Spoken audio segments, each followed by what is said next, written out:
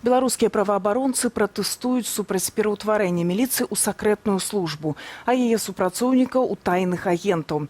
Адмысловай заяваю яны хочуць выступіць супраць злоўжывання міліцыянтамі цывільнай вопраткай. Перапрананне супрацоўнікаў дзеля патрулявання вуліцаў, на думку праваабаронцаў, гэта перавышэнне ўлады і свавольства.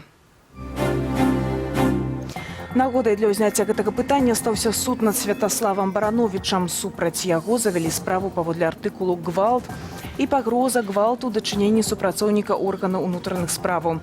Пры гэтым, як распавядае сам Барановіч, ён нанёс некалькі ўдараў па невядомых асобах у чорным без апазнавальных знакаў. Усё гэта адбывалася 15 сакавіка 2017 года пасля акцыі пратэсту. Тады з тралейбуса міліцыянты ў цывільным з прымяненнем сілы выцягнулі прадстаўнікоў анархісцкага руху. І ўжо цяпер са мной на сувязі праваабаронца Андрэй Бандарэнка. Спадар Андрэй, добрый вечар. Добрый вечер.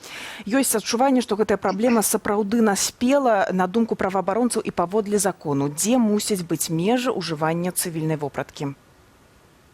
Ну, собственно говоря, это должно быть четко проговорено в действующем законодательстве, и в этом плане наше законодательство пока содержит пробелы.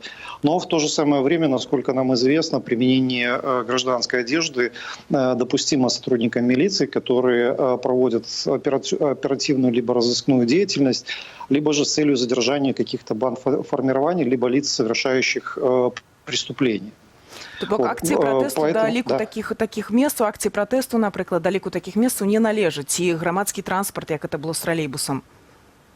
Ну, безусловно, если мы сейчас говорим об ситуации и о деле Барановича, то никаких оснований для применения гражданской одежды сотрудникам милиции, тем более сотрудникам ОМОНа, которые и не могли выступать в роли оперативников, либо каких-то сотрудников милиции, которые проводят иную разыскную деятельность. У них никаких оснований для этого не было, и уж тем более не было оснований для такого брутального задержания граждан, которые не нарушали действующее законодательство или не оказывали сопротивления и, собственно говоря, вели себя абсолютно спокойно. У гэтым кантэксце ваши коллеги узгадываюць артыкул 37 крымінальнага кодексу. Ці можете падрабязней распавесці, што гэта азначае, напрыклад, для справы Барановіча? Што гэта азначае для таго, што ён зрабіў? Ці это азначае, што ён не зрабіў нічога дрэннага? На сегодняшний день мы пытаемся понять, чем руководствовались сотрудники милиции.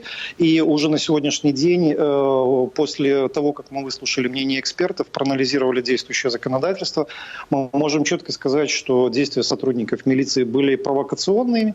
И если бы они были в форме, то того, что случилось, не могло бы произойти. Соответственно, вся ситуация со Святославом Барановичем была спровоцирована сотрудниками милиции, и обвинять его в этом, в совершении преступлений невозможно. Что касается статьи 37 Уголовного кодекса, то она гласит о том, что каждый гражданин имеет право на самооборону, и в данном случае часть моих коллег рассматривает применение Святославом Барановичем физической силы в отношении незнакомых лиц как самооборону против противоправных действий, опять же, лиц, которые не представлялись, и о том, что они являются сотрудниками милиции, мы узнали только после того, как Святослав был задержан и было возбуждено уголовное дело.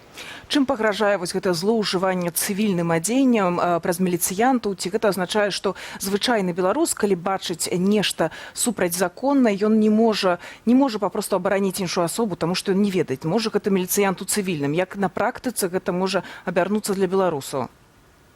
К сожалению, это может иметь самые тяжелые последствия, поскольку, во-первых, мы должны говорить о том, что сотрудники милиции в первую очередь должны являться примером нравственности и примером для людей, которые соблюдают закон, поскольку они не только соблюдают закон, они должны еще его и защищать.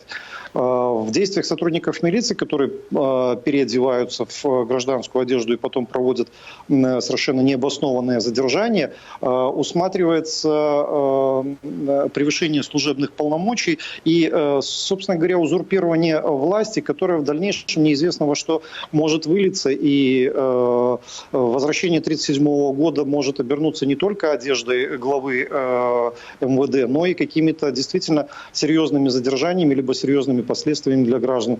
Поэтому закон, он один для всех, и сколько бы господин Шуневич не говорил о том, что это его личная инициатива, и он дал распоряжение, и сотрудники действовали в рамках действующего законодательства, мы, к сожалению, приходим к обратным выводам, что именно сотрудники милиции нарушили действующее законодательство и спровоцировали конфликт. И слава богу, что этот конфликт обошелся только вот 2 ударами Барановича, а не каким-то стихийным протестом, который бы привел, не дай бог, к смерти одного из сотрудников или нескольких сотрудников милиции. Поэтому какие будут последствия вот такого вот фривольного исполнения действующего законодательства, очень сложно предположить, но явно ни к чему хорошему это привести не может. Ці магчыма, на ваш погляд, вось паўплываць на міністра Шуневіча, гледзячы на то, як ён себе паводзіць апошнімі гадамі, увогуле цалкам усяго свайго кіравання, досыць жорсткія паказвае рысы і станоўчую пазіцыю паводле сваіх меркаванняў?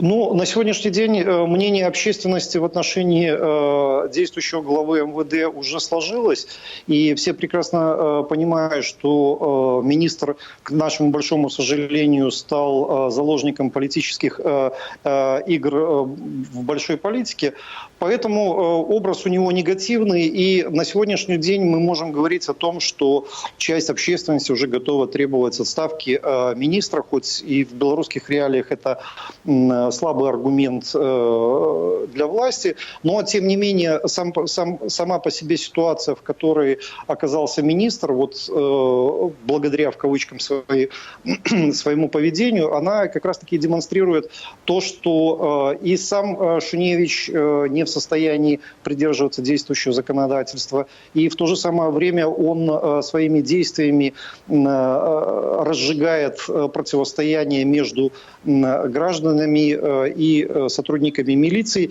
и как бы он ни старался обелить действия сотрудников милиции, говорить о том, что в отношении милиции проводятся какие-то информационные войны. Тем не менее, он сам является как бы инициатором всего происходящего. И я считаю, что если в дальнейшем будет проводиться такая политика Министерства внутренних дел, то ни к чему хорошему это не приведет. Андрей Бондаренко, праваабаронцы, дзякуй вялікі за гэтую размову. Мы абмяркоўвалі злоўжыванне міліцыі, цывільнай вопраткі, якую міліцыянты, у тым ліку на акцыях, пратэстах, амаль што не здымаюць, таму зразумець, хто міліцыянт, хто бандыт, часам проста немагчыма.